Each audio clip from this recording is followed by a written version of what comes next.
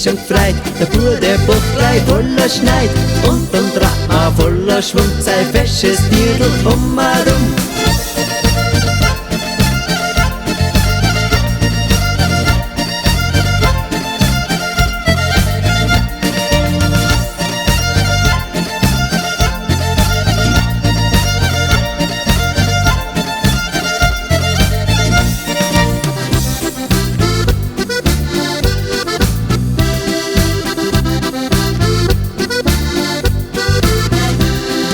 Ja, das gefällt dem Dirndl sehr und tanzt gleich wieder zu dir her. Drum schau nicht lang grad umeinander, dem schnell dein Dirndl bei der Hand.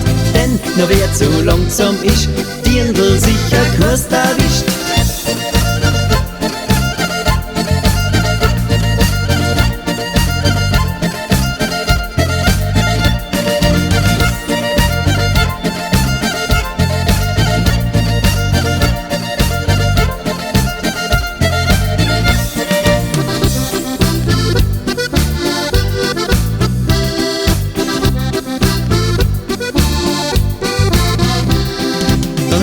Streiten sich i da, betanzt und stampft denn da also. Der Friedl, ja genau der ist, im Dorf auch jeder weiß ich's wie's.